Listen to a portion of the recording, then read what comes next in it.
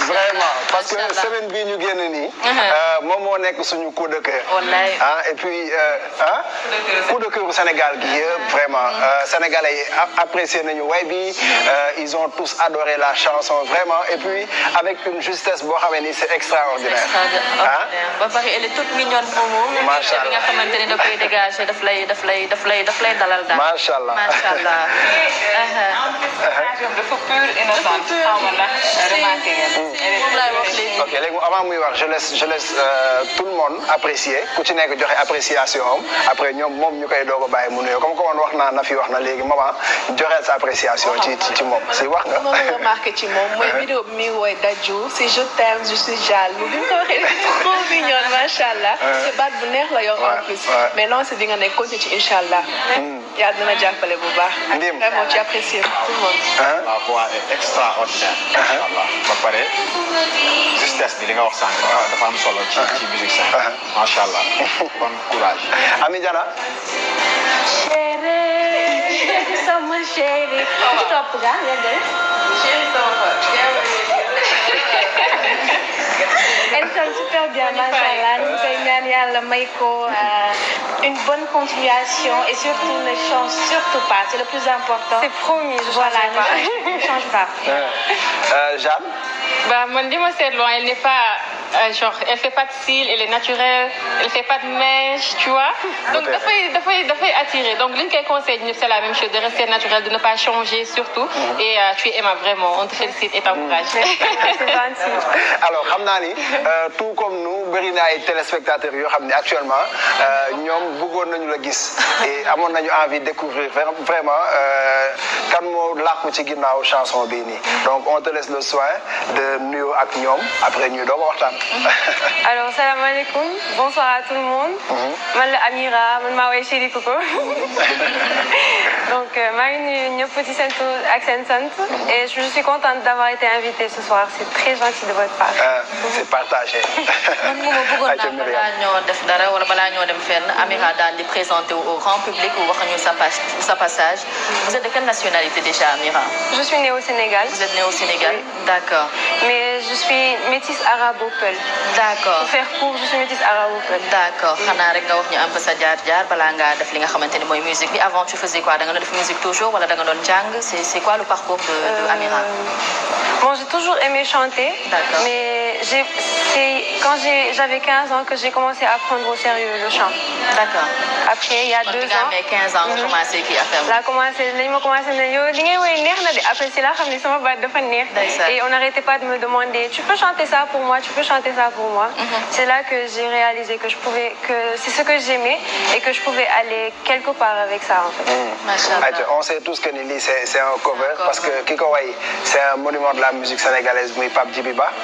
Alors Pape Djiby Ba moom dafa tax ñu bari dem peut-être à la source way boobu noonu parce que aujourd'hui moi par exemple moi et mon mari dañ ci def benn werante wu 30 minutes xanaa parce que man dama gëmoon ni Star Band ñoom ñoo way bi moom mu ne ma que c'était Pape Djiby Ba et qui faisait partie du groupe maintenant ak ni mu ko wayee nii vraiment ça a incité les gens à aller revoir la musique d'hier. Alors bëgg naa nga wax ñu un peu sa histoire ak musique bii nii. Sama histoire avec musique bi ça remonte à 2 ans quand je suis allée faire un concours. En fait, j'ai connu cette chanson à l'issue d'un concours moo tax ma xam woy bi. Léegi après dañ maa éliminé premier prime parce que dégguma woon wolof donc dama fàtte paroles yi sur scène. Après je suis allée voir un ami dans son studio juste comme ça je lui ai dit que dama fàtte paroles yi te sama partie préférée la woon d'où vient la petite vidéo de 25 secondes là où j'ai chanté le refrain. Après c'est à partir de cette vidéo que j'ai commencé à être connue en tant que chanteuse. C'est là que les gens ont commencé à me dire danga maa neex li ngay woy dafa neex et cetera. Comme ça. Amira dafa mel léegi dégg nga wolof de. mais man Myriam xam nga lan moo ma impressionné. moom déggul olof bu baax alors que ni on sent du ngéwalisme dans la chanson parce que way bi dafa bëri ay tagg ak yu mel noonu quoi et puis daf ko topp comme ni ko géwél yi tey bu géwél tiimoon nit di ko topp di ko tagg par exemple il allait le faire de la même sorte nan nga débrouillé woo ak dama entraîné dama doon entraînement. pour mën a wax comme olof bi normal le maximum possible mais soo ma déggee da nga xam ne man. accent moo may trompé. woyal ñu ko. ay waay dem ba tali may sa job. Video góor ga Jojo Njaay diggante Maragano ko be calo Yaasin ñoo ko bay dem na. ah oui macha allah macha allah. c'est une douce. berceuse. ah yow da ngay bëgg genre yi. ndeysaan loo ma ko sonal. ayca mi ngi noonu donc Amira moom lañ fi dalal tey donc comme ni ma ko waxee sànq semaine bii ñu génn yëpp moom moo nekk toujours d'ailleurs suñu coup de cœur alors sénégalais yi ni ñu apprécier son bi qu'est-ce que ça t'a fait? Bon, surtout les partages. Ouais. Tout d'abord voilà j'étais très surprise parce que affaire bi espéré wu ma woon lii yëpp. Je savais que y avait des gens derrière moi mais pas autant xamoon ni que dina woon gaawee nii daal donc. daf maa bettee bànneex. surtout Amira ak moment bi nga xamante ne moom la ñu toll muy corona bi ñëpp di wax waxu Covid 19 bi. donc woy yëpp pratiquement daal di centré wu foofu yow nga ñëw wax ci mbëggeel ni ci adopté ko nekkoon na loo xamante ne est-ce que yomb na. bon en fait lii on s'y est mis avant que Covid 19 di ñëw. voilà Covid 19 voilà léegi après à la base waru woon génn en ce moment. mais dañoo ne pourquoi ne pas sortir ça maintenant. Justement. Histoire de changer un peu d'air quoi parce que instant bi tout le monde est stressé tout le monde a peur ñu ne xaaral ñu indi un petit ouf pour tout le monde et on dirait que ça a marché. non ça a marché parce que talent du fen nag talent ci wax dëgg la dëkk ah Ndim man bëggoon naa nga reetaan loowal ma ko tuuti avant ñuy dem page de pub parce que suñu heure dem page de pub jot na dama koy reetaan loo bu ko defee ñu ñëwaatee itam ay question yoo xam ne bëgg naa cee pëtaxlu moom déggul genre olof bu baax affaire yooyu dafa amoon benn xale bu jigéen boo xam ne dafa jàng ba dem université comprendre nga def commerce comprendre nga bi mu demee ba am licence am lépp ñu ni ko yow lan nga bëgg a doon mu gëm boppam xam ne Sénégalais la mu ne un vendeuse de légumes vendeuse de légumes teg table ji xoolal teg ci ay ñoom xuluñee ay ñoom carotte ay ñoom juxuteeg yooyu nangam ak sàngam rek teg def costume cravate toog gëm boppam mooy jaay ba yàgg benn waay fekk ko fa moom tamit sol costume jox ko 5000 ni ko jaay ma carotte ak nangam mu jaay ko weccet bi yeex waa ji énervé wu mbéj femme bi kaw